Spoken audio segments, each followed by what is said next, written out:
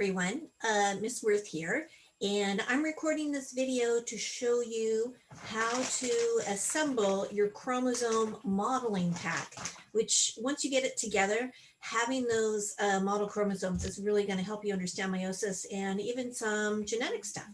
So I'm going to start sharing my screen, and here's your modeling pack. This is one of the envelopes that was in that pack that you picked up from the office. So the first thing I want you to do, there aren't any real instructions on how to assemble this. I want you to take out the paper sheet inside that tells you which piece is which. So there's a couple of pieces of paper on cardstock, but then there's one that's just on regular paper that says contents and assembly. So let's start there because that tells you what all the different pieces are in the kit. And you can use this for more than just making models of chromosomes. We can also use this to talk about nucleotide sequences and stuff. But for now, in the interest of keeping it simple and while still doing the stuff that's important, there's only certain pieces you're going to need. You're going to want to pop out all of your these are called end caps for your chromosomes, and there are red and blue ones. You're going to want to pop out all of your chromosome segments, and there are red and blue ones. And you're going to want to pop out all of your centromere segments, okay?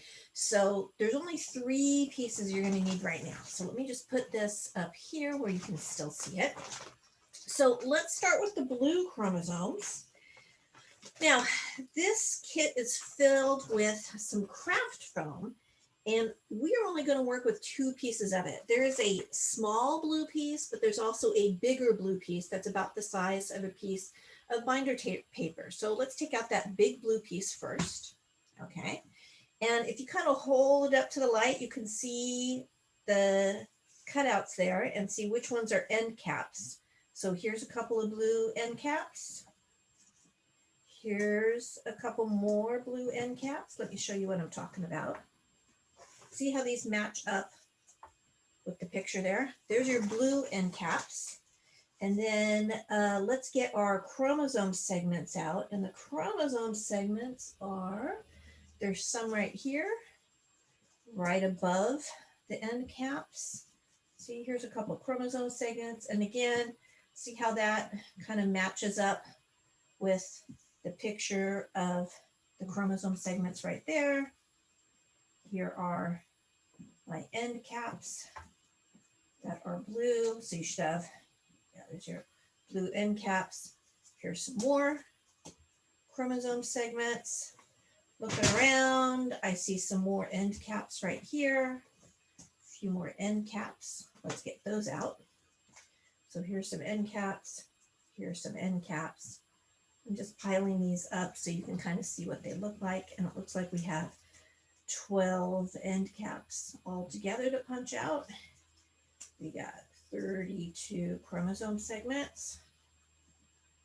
Okay, looking around. Let's see. Here's a whole bunch of chromosome segments on this side of it. And just carefully pop out all of those chromosome segments. This is the same, what's kind of interesting about this is the same kind of craft foam that I know they used to use at my daughter's preschool when they're doing crafts and stuff. Okay, so I think we've got all the end caps out, or excuse me, the chromosome segments. So just kind of separate these guys. And again, you can see these all match up. There we go. Once you get them completely popped out, they're going to look just like the picture. Okay, what else do we have to punch out? And here, right here in the center, these are centromere segments.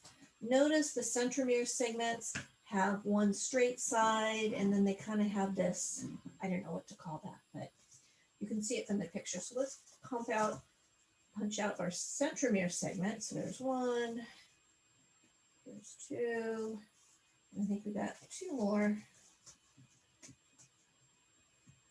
right over here. And I think those are all the pieces we need to punch out. This little square piece right here, that's a chromosome connector, and we don't need that for now.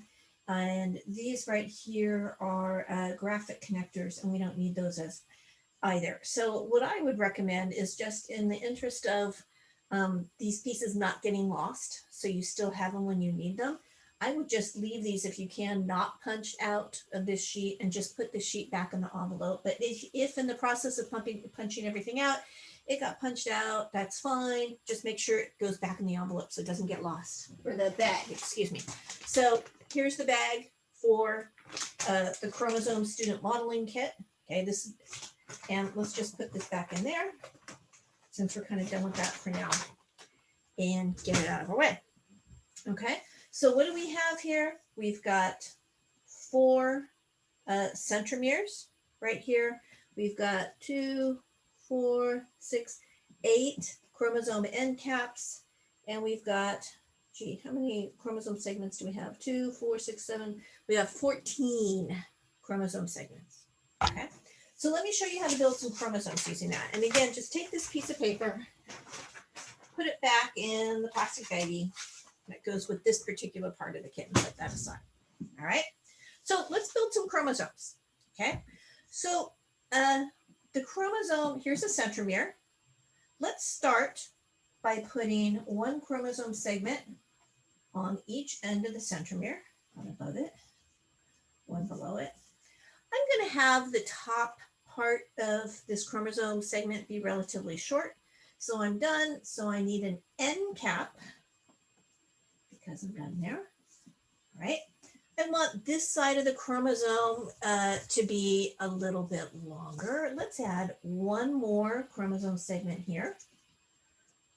And then we'll put an end cap on that end. Okay. So right now I've got, here's what you're going to build. I've got end cap, 1 segment, centromere, 2 segments, end cap. All right. Now, this is a chromosome that's made of only 1 chromatid. But before we can do meiosis or mitosis and use this for modeling it, the DNA has to be replicated. So we need to make exactly the same thing 1 more time. Okay. So I've got my centromere.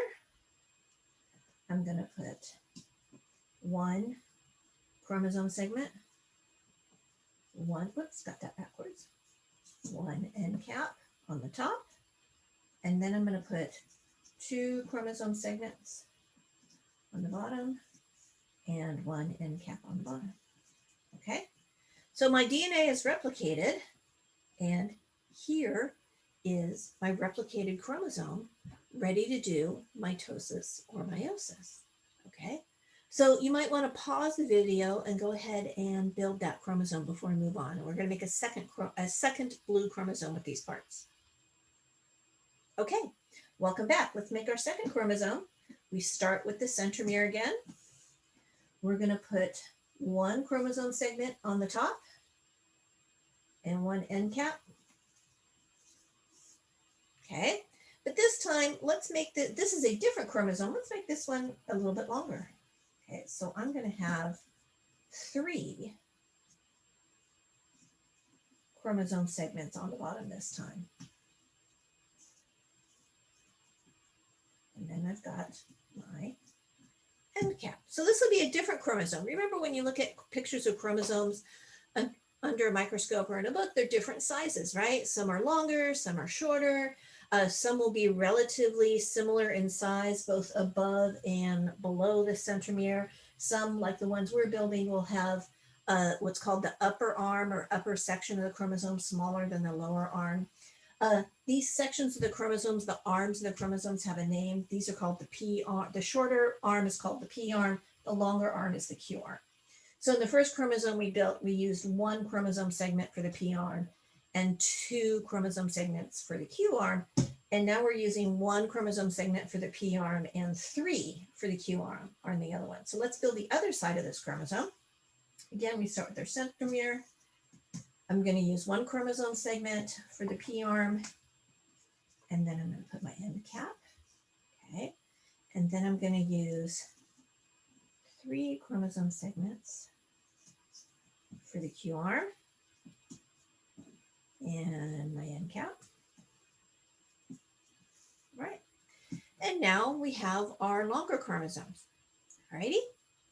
Now remember, you have two copies of each chromosome, two copies of each chromosome in your body, because you get one copy of it from your mother and one copy of it from your father. So we need to build two more of these. And this is what the big red piece of craft foam in the envelope, in the bag, is going to be used for.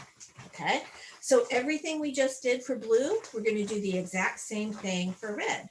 So go ahead and pause the video and take out the larger red piece of craft foam and go ahead and build these chromosomes. Pause the video, and then when you're done, come on back and I'll show you how to do this.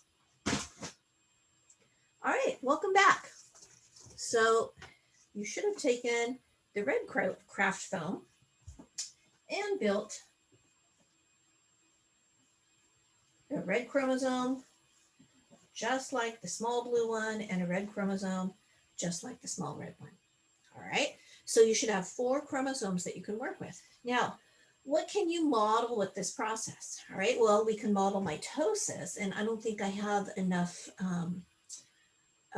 space on my screen. I don't think my camera zooms out far enough on here. Let me see if I can do that. I think I'm zoomed out as far as it'll go on here. But what you could do, you could show mitosis, okay? And let's just start from the very beginning. Here's mitosis. Here's the cell with the unreplicated chromosomes. Before you can start mitosis, you need to replicate the DNA. Boom, boom, boom, boom. Okay, we've now replicated our DNA. In prophase of mitosis, the chromosomes condense and become visible as they are right now. In metaphase, they line up in one row down the center of the cell. And, you know, this is going to be partly off screen because I can't zoom out far enough, but you would line up all these chromosomes in one straight line down the center of the cell, okay? In anaphase, the chromatids separate and go to opposite ends of the cell.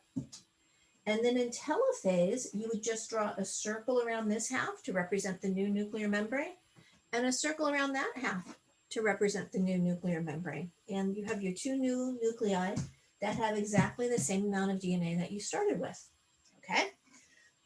Let's show how we would use this to model meiosis, which I think is a little bit more interesting and also a little bit harder to understand, okay? Now in prophase 1 of meiosis, homologous chromosomes pair up into a tetrad. So the 2 long chromosomes are going to pair up and make a tetrad. The 2 shorter chromosomes are going to pair up and make a tetrad. Why are they going to pair up? Well, this, for example, might be chromosome number 1 that you inherited from mom. And this might be chromosome number 1 that you inherited from dad. They're going to contain the same genes. This might be chromosome number 3 you inherited from mom, and this might be the one from dad. Now notice this is called a tetrad, 1, 2, 3, 4 chromatids. This process where they pair up is called synapsis. And once the chromosomes synapse, they can exchange genetic material. Remember what we call that? The exchange of genetic material is called recombination, genetic recombination, or crossing over. Okay, so these 2 chromosomes had a crossover event. Now, when I did this crossover event, I only had 1 chromosome segment crossover. Next time, I might do 2, or maybe even all 3. One of the things we talked about before the break is that the farther apart 2 genes are, the more likely there's a recombination event. And that's because there's more breakpoints available. All right, so this is genetic recombination or crossing over. After prophase 1 comes metaphase 1. The homologous chromosomes line up in pairs this time down the center of the cell. Remember, in mitosis of metaphase, they line up single file. In anaphase, homologous chromosomes separate into separate cells, and then you could draw a circle to represent one cell here, the other cell here, and now you've got two cells, each with only two chromosomes, right? Then comes the second half of meiosis. And in the second half of meiosis, it's very much like mitosis. Prophase 2, the chromosomes condense and become visible. Metaphase 2, the chromosomes line up in single file in their respective cells. Anaphase 2, the chromatids come apart like this. And then in telophase 2, you draw 4 circles, 1, 2, 3, 4. You'd have 4 cells, each of which had half as much DNA as you started with. Okay. Anyway, I hope that makes sense. So watch this video, put together your chromosomes, and try acting out the stages of mitosis and meiosis with those chromosomes. We'll be using these in class next week. Bye.